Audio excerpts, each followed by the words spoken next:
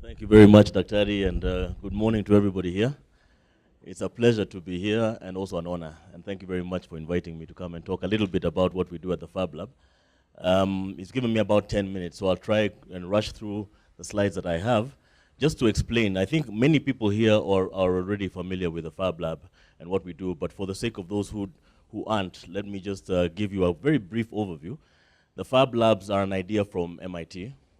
The Media Lab at MIT, specifically Professor Neil Gershenfeld, who teaches a class called How to Make Almost Anything.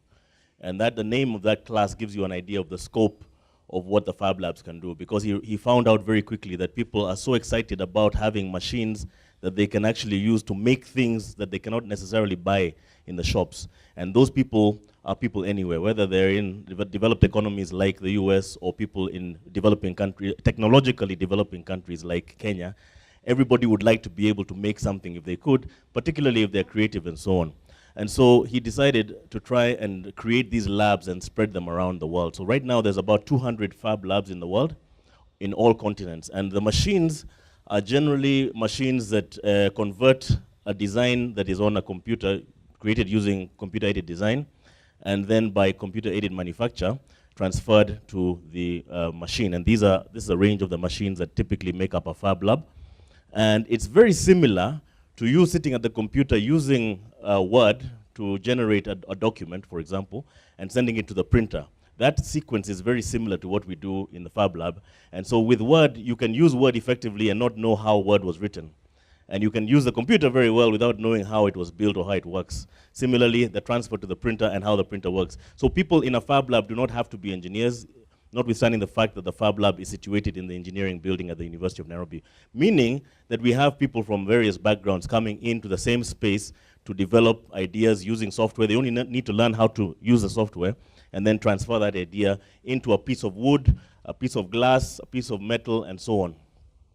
So at the top there, you've got, this is a router. This can do an 8x4 board of MDF or block board, that sort of thing, and cut it into various shapes that are designed on the software. This is a small mill. It fits on a small table. It allows us to do scanning of shapes, and then once you've scanned the shape, you can then print it. You can actually print it out, or rather cut it out of a piece of material. We also do our PCB boards, printed circuit boards, using this. So you can make a circuit to actually do a certain function very easily using this machine. This is a laser cutter, and it cuts and also engraves. It's 35 watts, so it can't do metal, but it can do softer materials. This is a vinyl cutter. You're able to cut shapes off a vinyl sheet, like to make signage or to put a sticker onto your computer, for example, things like that. This is a 3D printer. This is not the model that we have, but we have one that's quite similar. And this is a 3D scanner, so you can scan any item to get the full image and then send it to a machine to make. So you don't have to necessarily draw it. And then we have other materials for casting and molding. This is a typical, a lot of work in the Fab Lab is done around control and automation, being able to control an environment. Pick up a signal, for example, a light signal, a sound signal or something, and react to it. So you can control things remotely. You can control maybe a camera at your home using your cell phone. That's one of the very popular applications that many of the people at the Fab Lab do. And then this is for measurement. There's a lot of measurement equipment, a couple of measurement pieces of equipment for doing the electrical engineering that you need to do. This is a 3D printer. I'll call it 3D printer, but really it's a liquid dispenser that we made about 4 years ago. And we are using a machine that we also made. This behind here, this is a machine, it's like a mill. It'll give you the X, Y, Z movement. And this harness we put onto that machine or onto this machine from Roland. They both have the same function. The one I said we use for making PCBs, printed circuit boards. And this machine from Roland, just to explain, I'll back up a little bit. After How to Make Almost Anything at MIT, the next theme, which represents the Fab Labs. Fab Lab 1.0 is how to make almost anything. Fab Lab 2.0 is how to make the machines that make almost anything. So upping the power. And so that actually the dream or the vision is that in the future, a Fab Lab will make another Fab Lab. So in that spirit, the first Fab Labs were using a Roland Modella, a milling machine costing $4,500 from Roland, the company in Japan that makes musical instruments you might see if you go to church. And this machine is doing the same function, but costs $100 to put together. So we're not including the intellectual property, I mean, or the intellectual input to build it, but the cost of materials and parts is $100 versus $4,500. So it shows you again the power. And so we can put our device, we cut this form, the harness or this shape, we cut on the laser cutter from acrylic, and then we put a syringe here. And in the syringe we have a liquid. And so what we did was to design a motor and a rack and a pinion gear. This system here, this rack and pinion gear system is cut from the laser cutter. And what it does is just to push the plunger in the syringe and push the material out, drop on demand. In other words, exactly in the XY position you want the drop of material, you get it. And so using that, we were able to print a circuit. This was an experimental circuit on a glass slide using silver, a silver compound, a silver solution, which we then dry and then reduce so you get conducting metal for a printed circuit board. So this is very similar to what a 3D printer is, but it's actually a liquid dispenser. This is our actual 3D printer, the one that we bought from a company in New York called MakerBot. It cost about $2,000, but there's a whole range of them. And we're just completing our first 3D printer that we're making ourselves, because we're building a new, or setting up a new Fab Lab in Dagoretti, near Dagoretti, Ridota satellite to be accurate. And so that's going to be a very different Fab Lab from the one we run now within the university, because we're going to be targeting helping the Juakali sector, those people who make furniture and so on, to hook up with people who can use software to create the patterns for making furniture and make the furniture much more precise. So no more randa, you know, the randa that's used and so on. The machine, the router, can actually smooth any block of wood very, very easily. And the carpenter who doesn't have access to buy the machine yet will be able to come to the center and pay for maybe an hour's use and then get you and I, our furniture made precisely, so we don't have to buy the Malaysian furniture and so on that's flooding Nakumat and other such places. And you'll also, of course, be able to get the same kind of bespoke type of your own design that you normally give a photograph to that guy, but he'll be able to do it more accurately than presently. So the router and the 3D printer at the new Fab Lab in Dagoretti will be made by a company that we're incubating, somebody called Simon Washida, who I'd invited to be here but wasn't able to make it. This is a project that we did with somebody from MIT. She's an architectural student. I think many of you have heard of Sanergy. Sanergy is a company here. It's founded by ex-students from MIT, from the business school, and somebody who was at the architectural school. She was also part of the business, but no longer is. Her name is Ella Penovich. And so I think she also does a lot of work here, so many of you may know her as well. So the idea here is to collect human waste, to generate biogas, to generate electricity to sell to the grid. And of course, places where there's very high density of population are good places to collect human waste. And so they said they needed a good toilet in order to be able to effectively collect the waste. And so the toilet, the panels, concrete panels are designed, the mold for making them are designed using this machine, so that then you go to site and within a morning, you've erected the toilet, and underneath it, underneath the floor plate, you can see the hole here. There are two big 20-liter jerry cans that can collect the waste and very tidily take it to the center where the gas is generated. We did a job at the bullets factory. The bullets factory in Eldoret, I think most of you know the Army has a bullets factory, and it had broken down one of the numerical control machines. So numerical control is whereby you're positioning a tool numerically to an exact position, maybe a fraction of a millimeter, so that it can do a job precisely. That's what all these tools do. This numerical control machine had broken, and so I sent two engineers. This is a very interesting story because I found out about it from NMC, Numerical Machining Complex, which is at Railways. Numerical Machining Complex, government-owned, university has until recently owned 49% of it, and we were given the challenge of building the first car that Kenya has ever built, and we did it. The car is there, the Nyayo Pioneer. It's actually there. You can actually go and drive it. It's there. But the business side, the follow-up, wasn't good enough, and it hasn't become the business that it should have been. Now, nevertheless, many machines were bought. So when I was there once, they told me about the problem at the bullets factory. So I sent Musao and Washida to fix it.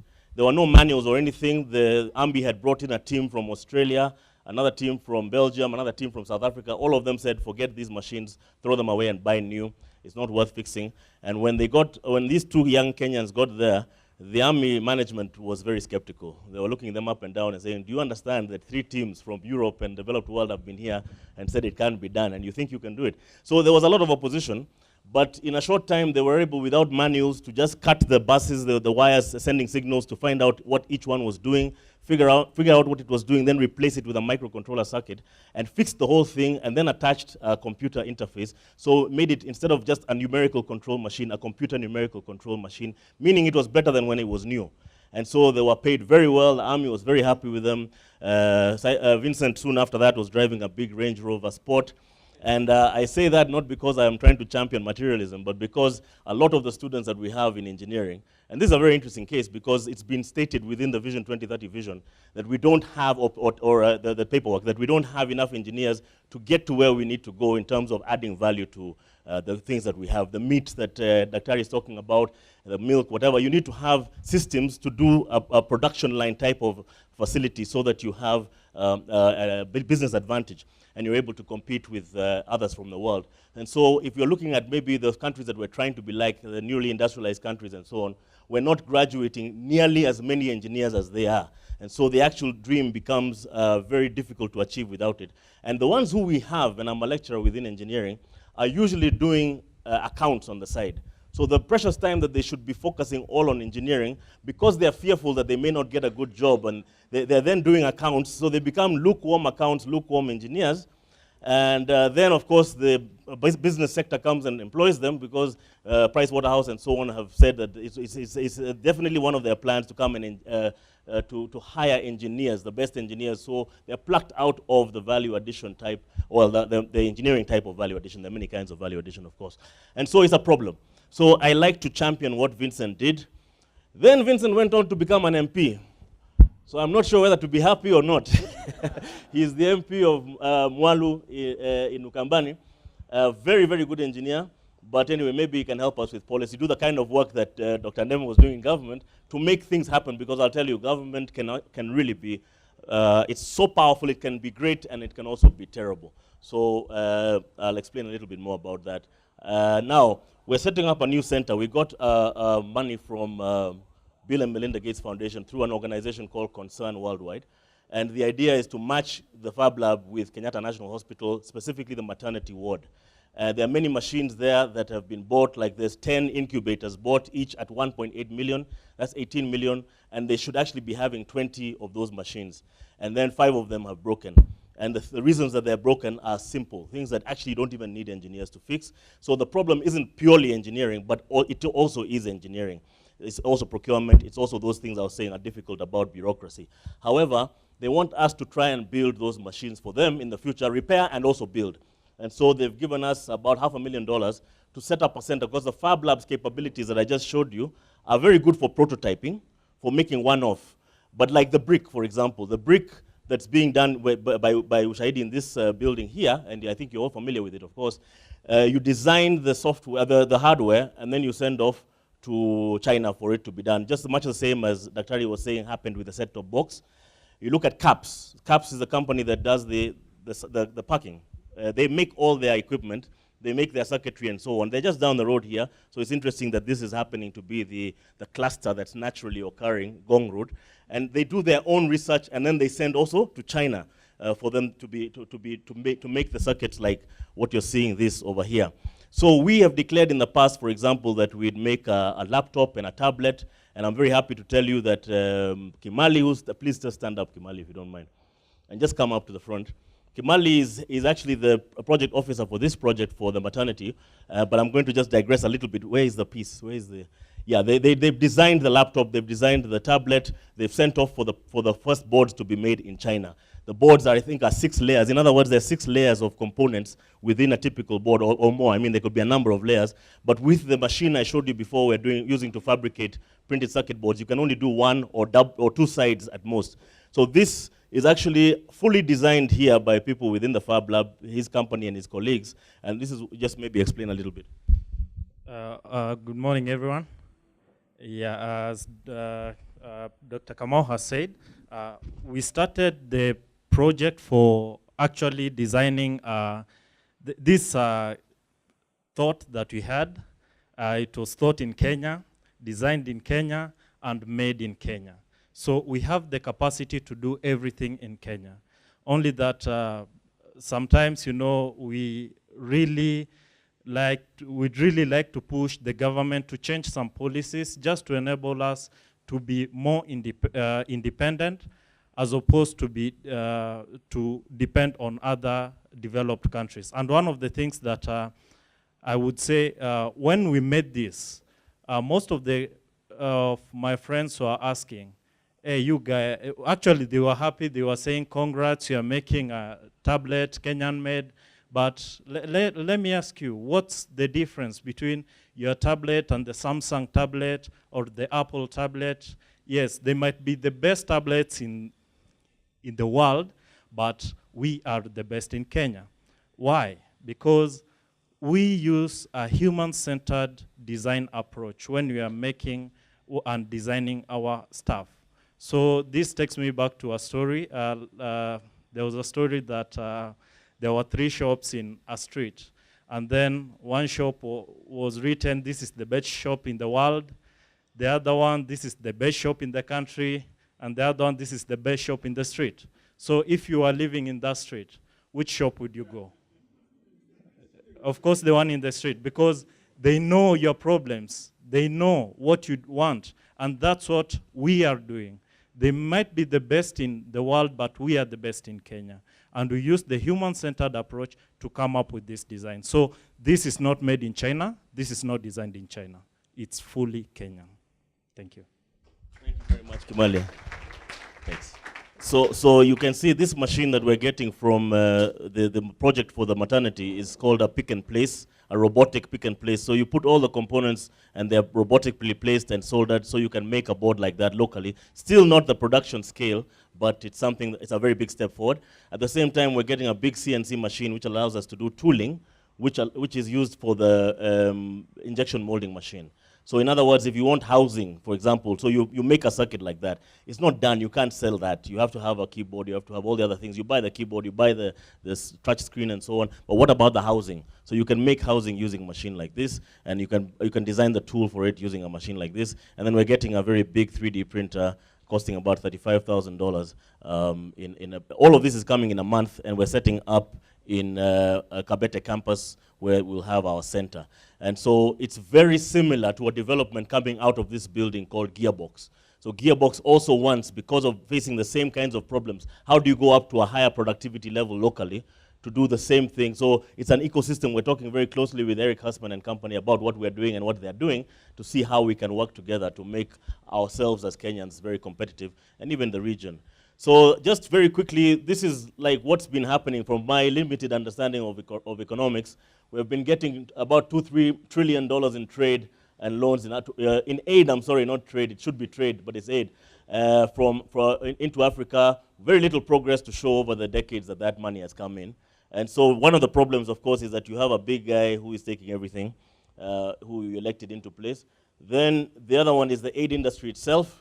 It's very bureaucratic. Everybody who comes here has to live in Runda and drive big cars and all that kind of thing and go on holiday twice a year and all that kind of thing. So before that money which has been given comes to you, this is you. It's been taken through many different levels. So we need to kind of change that. The other thing is this: we have mineral wealth, resources, and so on. And if we're not careful, the kind of deals we sign, this is what's going to happen. We're going to leave a big hole, and the proceeds will all be in the north. So what we're suggesting is maybe if we look at what the current paradigm for manufacture is. Right now, what happens is a few people design in big companies, and they use raw materials and have an industry, a few factories that is, and then distribute their products around the world. What we're suggesting is that now, with the new kind of fabrication techniques I've been showing you, which definitely include 3D printing and subtractive methods as well, the ones that subtract a material instead of adding, we'll have people designing. Maybe one guy has a good idea and he shares it in an open source manner. And other people around the world are able to even improve on it. You're all very familiar with how that works. It can work in hardware as well.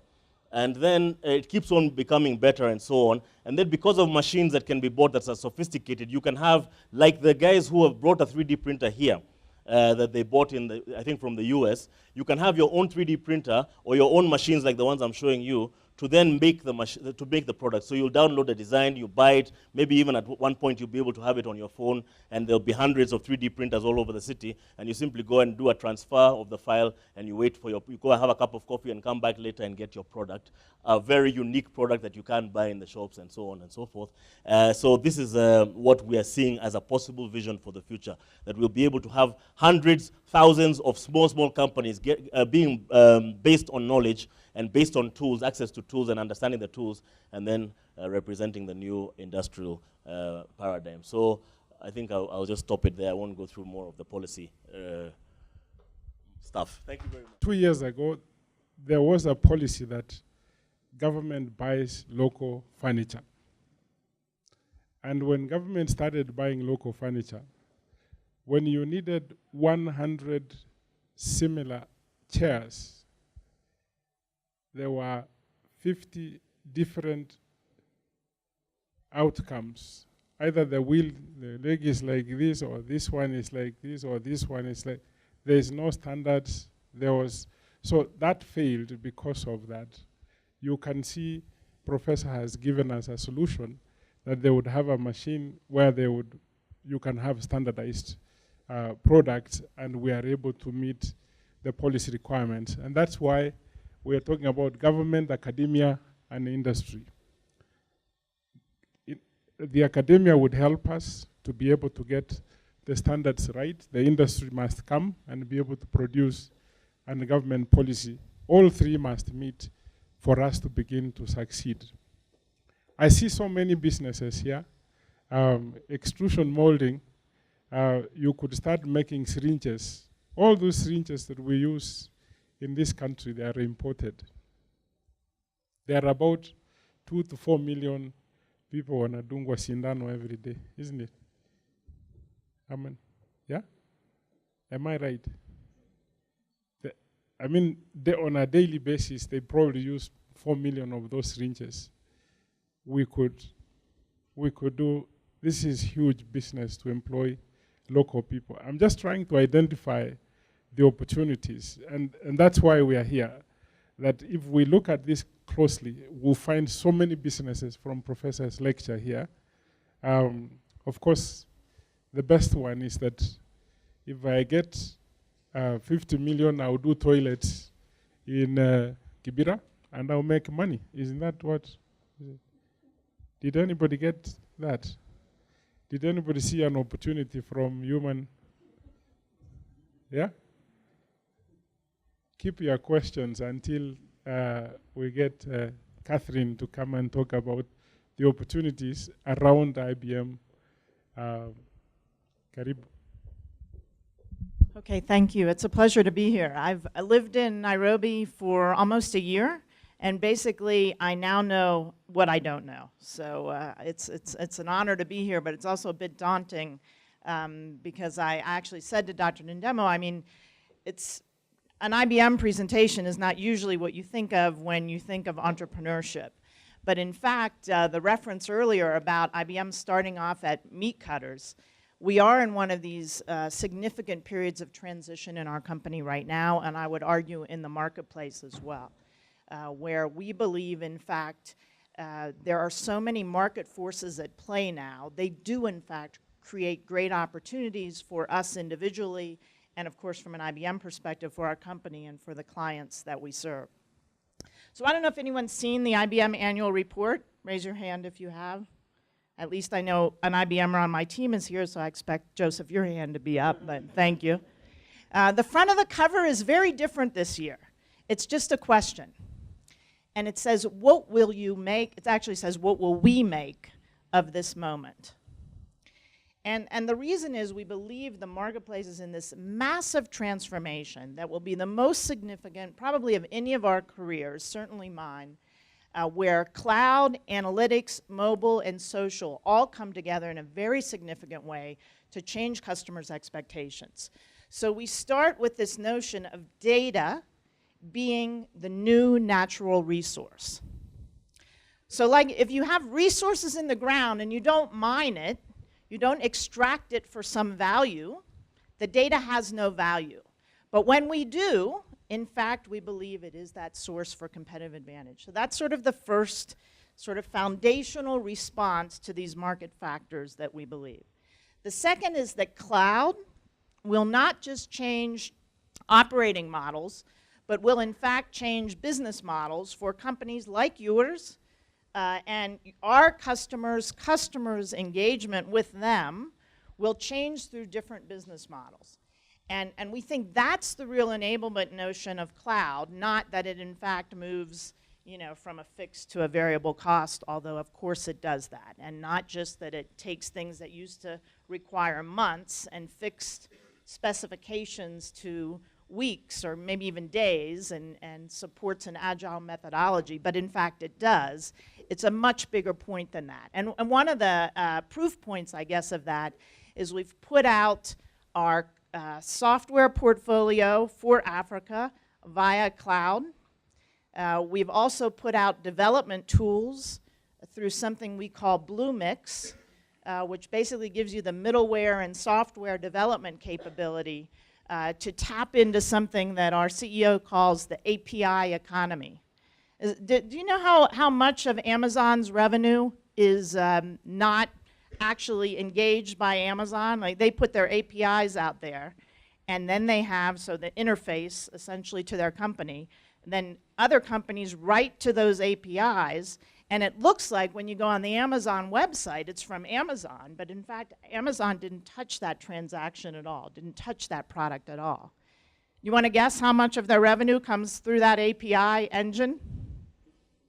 Yeah, 40%. It's a pretty good guess. Dr. Ndemo said 40%, but I guess I'm sure it'll grow to 50 in no time, because that is the new model. You don't have to hire these people within your own organization. You can actually open up your capability into this API machinery and allow your company to take advantage of these open standards through access of all different developers around the world, including here. Okay, then the third element of this is something that we call systems of engagement. So in the past we've had and we still need things that we call systems of record, are more fixed databases, even if you want to think of it that way, of financial records, of citizen records, of things that are more static. When we combine that with a system of engagement around social and mobile and how we interact with customers in an ongoing dialogue, and it's something that organizations, including here, are not yet doing very well. They're not really taking the full, harnessing the full capability. And then we say that intersection of systems of record and system of engagement are systems of insight. And we think this is becoming extremely complex because the data, there's so much data, and that's where we think of Watson and cognitive computing coming in. So the idea, you're familiar with Watson? Yes, no? A little bit? So basically it is a capability, more than a computer, but a capability that is artificial intelligence, but applied in a very specific way to be able, instead of being programmed, as we have done up till now, to learn. So it ingests information and learns from that information to be able to solve a higher order, more complex problem going forward. And that cycle continues. So you can also access, in the same way that Bluemix allows you to access the development tools, Watson's available via the cloud. The first country outside, or the first area outside the US to be able to access Watson is Africa. We have the research center here in Karen. And again, it'll give you a massive opportunity, back to the opportunity identification Dr. Ndemo challenged us on, to be able to think about a problem where the answer is more dynamic. So the more you learn, whether it's in medicine, financial markets, or other applications, call center is actually a very interesting and easy one, so you know how to interact with that customer based on previous touches with them, but in a continual learning sphere, that you'll be able to take advantage of that new capability to open up new opportunities from a marketplace. So I would just invite you to engage with our company, with IBM Research. All of these tools are available online, and I think it's a very exciting time to be asked the question of what we will make of this moment in terms of these capabilities. So thank you for inviting me.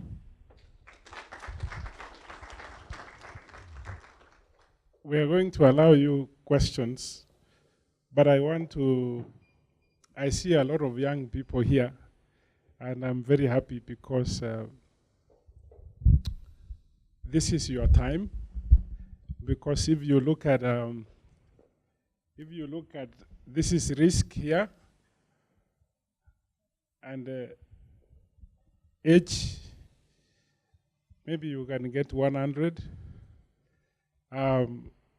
From 18, and these are percentages, maybe 10, 20, 30 to 100. You can take the risk, you can take the risk, more risk here, and to zero risk there. So people like myself have reached a point where I can't take much risk. The reason being that if you take risk here, you have a lot of time to recover. Yeah? And risk is a very big factor in entrepreneurship. You have to take risk, and you have a window. If you see all the discoveries from Microsoft to Oracle to whatever, at what ages were the founders? It was between 18 and 26. So if you are over 26, you can leave now because you can't discover anything. So let us open, it's a joke, yeah. Let us open for questions, but I hope you are beginning to understand what we are up to, that we create an avenue for sharing ideas to be able to identify the opportunity, improve on productivity in our country, bring the university, private sector, and the industry together. No, oh, the first lady. Okay, hi, Dr. Ndemo. Yes, sir. You have always been a big driver for development of local content that is relevant for our local populations. I don't hear too much talk about content anymore. Is it that suddenly we have found that content, or are we lost for ideas on where to get that content and how to build it, deliver it? And then secondly, open data and the opportunities that exist around open data. Just like to hear a few of your thoughts on where we see the future of open data, because like Dr. White just said, Catherine White just said, the content is, the data is there, but it's about mining it, and creating value out of the data that exists. And I believe what we are not able to connect too well is where we can collect data, make it relevant, and push that as content to local populations, so that it can be consumed and people can begin to pay to consume that data. I'd just like to hear a few of your thoughts on that. Actually, much of Catherine's speech was actually on local content, because what Watson wants, it's us to give it our content so that you can ask it the question, because it's a cognitive, it's cognitive computing, in the sense that if we fed it with all our health records, you can ask it, I'm seeing these rashes, what do you think it is? And it would actually give you the answer, the solution to that. Local content, we have not scratched the surface in this country. We have not even started working on the local content. Not from government, not from the private sector, not from the vernacular. We actually need to input all that content into electronic formats so that we can have better solutions in the days to come. We have not done anything. On open data, we actually need data to make the correct decisions. I said here, for us to help the mamambogas, we actually need to know how much we consume of rice in this country so that we plan for the deficit. We need to know how much maize is consumed so that we plan for the food security. Those numbers must be out there so that we can develop apps that would either inform the government this is happening or stuff like that, or people who are interested. Open data, we have no choice. And the Constitution demands it, that you actually can get that. It's only that we must push to actually get more out of open data. We must push. Yes.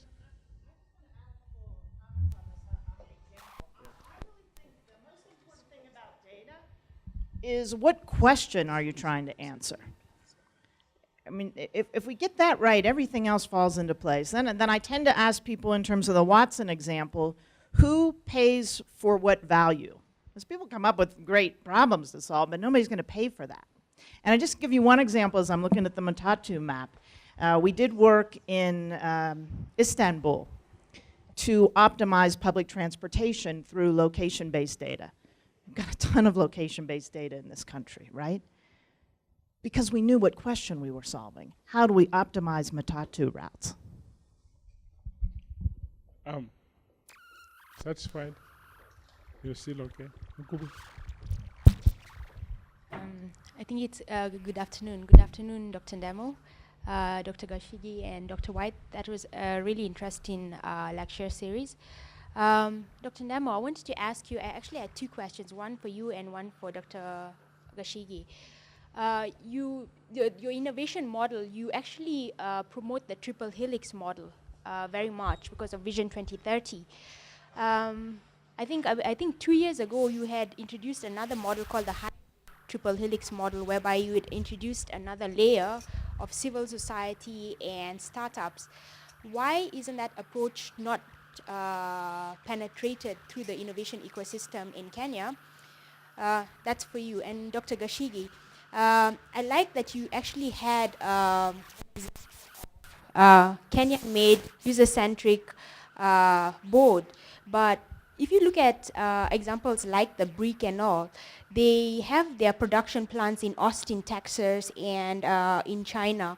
And if we have engineers like Elizabeth Undula and like you and other upcoming engineers, how do they go from the actual validation stage to mass production stage in Kenya? We don't have that support yet. So how is our Innovation Act, the current National ICT Master Plan now, you two combined, the current National Master ICT Plan, the Innovation Act coming out, the innovation strategies, how will the small entrepreneurs sitting in this room, because you say there's a high risk, if we go into that, what does it mean for us as the entrepreneur? Tough questions. But you are right. We tried to include, besides government, industry, and universities and academia, we wanted also civil society. We are still working with civil society in open data. Civil society is good when you want information. They can go for it. I don't think they find it useful in the area of innovation. But they are good at saying, government, give us the data so that we can use it in creating new applications to solve various problems. But in area like where Dr. Gashigi is talking about, manufacturing, for example, they will be bored. The nature of civil society is to seek, to fight, to get certain things from government. This is purely enterprise, um, research which is needed by industry, and government needs policy. If there are areas where we need policy, we can then now go to civil society and say, can you help us push this? We don't throw them out completely, but here we are just looking at things that we can do straight away without necessarily involving them. They will be very critical in the area of policy because academicians have actually no time to lobby government on policy changes that the civil society can do. But these three, on the things that we can do right away now, we actually don't need them to be able to develop syringes from the new 3D printing and stuff. I think that's, did I get it right? We can go bilateral after this. When a question is difficult, you go bilateral. Yeah.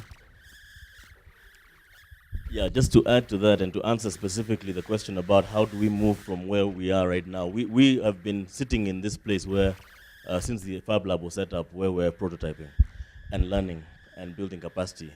And you have to do that before you get to the next step. And so the kinds of machines that I showed you there will help us to do that.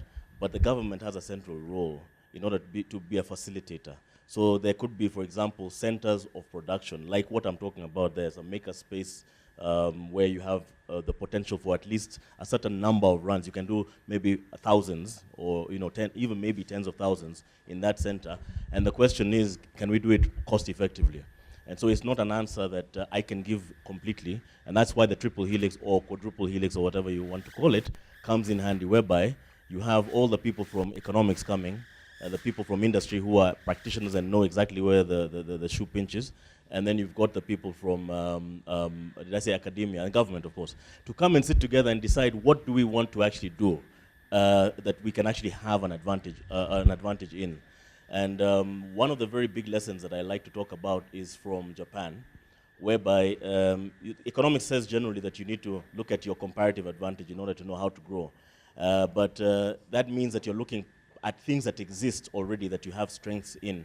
But the Far East and Japan in particular, if you take the example of steel, were able in the 70s to say we need steel, we have to have steel. We don't have the comparative advantage. We don't have iron ore and we don't have coal. So how are we going to do it? So this is a thing that the government challenged themselves with big business by the iron ore in Australia. And then bring it over, and you're giving huge loans to these companies for taxpayer money to be able to do it cost effectively. Then look around the world where, because you have to build human capacity. The most important resource in any country is human resource, right? So you have to build it up. So where do we get the people who have the knowledge so that we can teach our young people how to process steel? So Germany, UK, USA, so they sent how many, this is planning by government, how many at bachelor's level, how many at master's level, how many at PhD level. Planning, and then you send them out there fully paid. When they finish, you don't say come home. You say go and work in the steel industries in those countries where steel is very successful. And this happened throughout the 80s. And then when we want to set up our steel plant in Japan, we're not going to now set up the kind of steel plant where you're working in Germany. We want to know what the professor in the German university is designing as the most cutting edge and improved steel plant. That's the one we set up. And because that information is in the public domain for the most part, they were able to set up cutting edge. The guys in those other countries, North America and so on, were not able just to get rid of their legacy system and put the latest overnight because it costs a lot. So when they kicked off with steel and then called all those graduates back, they had a huge advantage. They became the biggest steel manufacturer in the world, Nippon Steel. Korea followed the same suit and became the second biggest POSCO steel in the world. So in other words, it's an instruction, and Taiwan with motherboards and so on. So when we look at how to move forward, I'm saying we can, for example, say we can go from the pick and place I showed you to other kinds of technologies that allow you to do mass production of electronics. But no individual company can bear that cost. So if the government can be convinced by a very careful study to say, if we buy that machine at this cost, at the same time we're training people like Imali in the Fab Lab, we have centers of excellence. So we say machine building, they're building 3D printers, the routers I showed you and so on, another group for drones, another group for just electronics and control, and our thematic areas are 5, biotechnology, energy, ICT, materials and mining, and finally control and automation. So we try to build that capacity. The government needs to help us to do that, and then we're able to use, so you say we have 10, 20 companies like what Kimali are doing and so on, coming to use that facility, 100 companies, 500, 1,000 and so on, and then we can have an industry. So I think it really requires real planning in order to do it. We might not do some of those things because we can't do it cheaper than China or India, but we have to find the niches where we can do it. Because at the same time, Samsung and well, Apple and so on, they don't do the manufacturing necessarily in their own countries. We all know that. They do it in Far East and wherever it makes sense economically. Now, there is one thing that is going on. There is a 3D printing something there. I'm not asking that you all go. Maybe one by one, you just go before the presenter comes and ask more questions. Let's take a few more questions before. Yes, sir.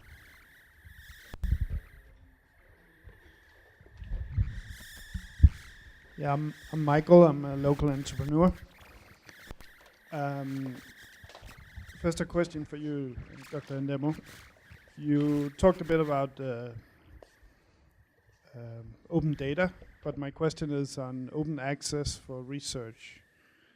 I find a lot of inspiration myself by reading theses and PhDs, reports from students around the world. But I haven't actually searched for the Kenyans, but these sort of things publicly available. I mean, the research findings, the reports. I did a number of years ago, before relocating to Kenya. I found a few articles here and there, but they were mostly in journals where you had to, well, luckily I was affiliated with a university, so I could get access, but